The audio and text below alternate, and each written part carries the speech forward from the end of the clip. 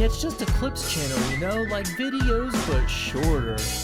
What's up everyone, I am Stephen M. Kiefer and this is just my clips channel, hence the word clips right down there in the title. And if you're not aware, I have a full channel at Stephen M. Kiefer. I'd appreciate if you go check that out. And there's hours of viewing entertainment on there that could last you and your family on into your golden years. And if you don't have a family, it's a good thing we found each other. Something came across my phone that was so highly disturbing. And it's her new entrepreneurial venture. No way. Yes. And I saw when it came out, the day that it came out, I saw it on a friend's page and followed by, he had posted right behind that in a carousel post. If you guys are still co-signing this. Okay, I just want to say, I hate doing videos about this kind of stuff. Like celebrity blah, blah, blah stuff, conspiracy celebrity stuff. It has to, like, I don't know, be spun in a certain kind of way, but there's something that caught my attention here. So I pre-apologize if you're judging this video up front, but we'll get to something here.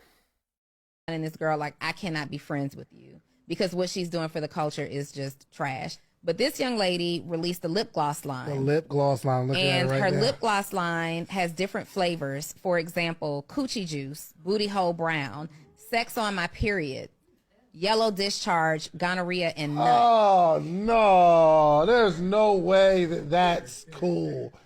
There's probably a group of people who want to put gonorrhea on their lips.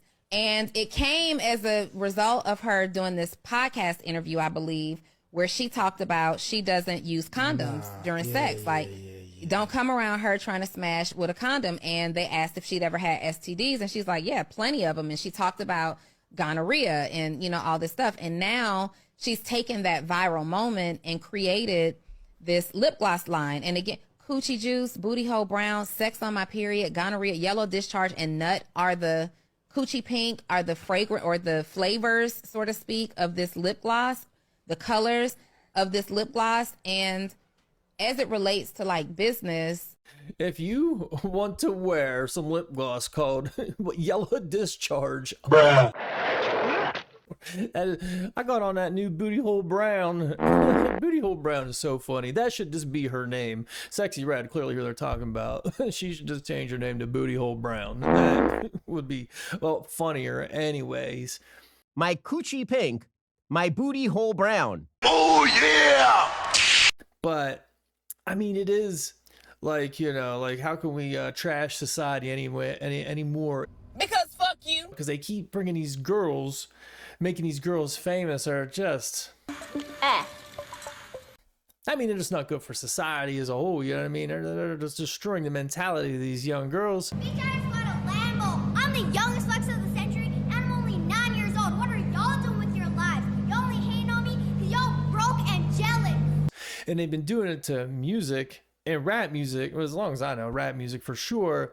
Like, they didn't accidentally make gangster rap what it was in the 90s. There was so much underground rap music that they quit. Well, it could have been mainstream, but like when rap started, it was fun.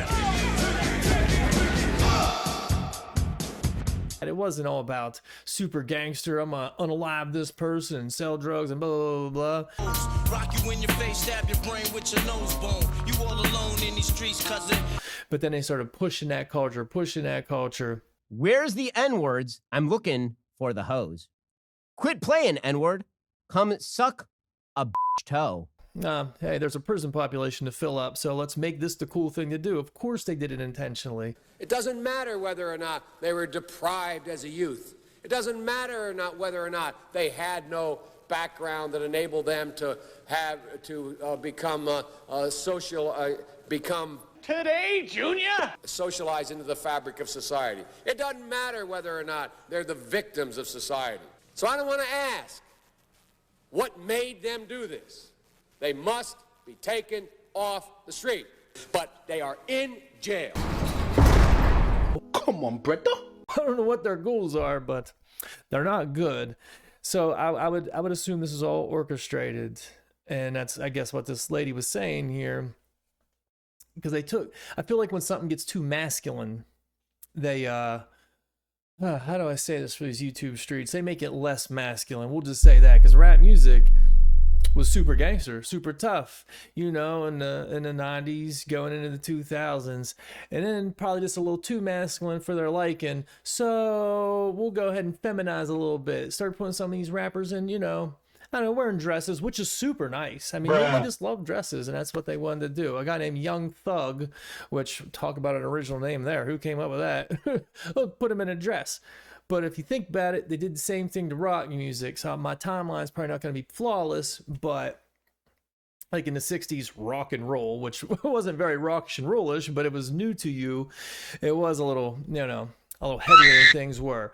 And, you know, they hated the hippies, whatever, all kinds of conspiracies, not even conspiracies, government agendas to try to make the hippies seem like bad people.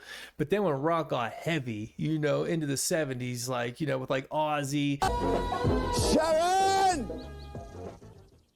Then what, 81, I think Metallica came out. Like metal. It was metal. It was heavy. It was dark. And then next thing you know, in the 80s, hair bands, you know, all these 80s bands like Poison and Kiss and, you know, Motley Crue. Boy, this isn't so tough anymore. And where did rock really go after that? Not like, you know, the heavy dark stuff stayed underground, you know, grunge into the 90s, but it never, the mainstream darkness, the heaviness, I mean, yeah, Korn and the new metal stuff, but it was never the same. Now it's dead.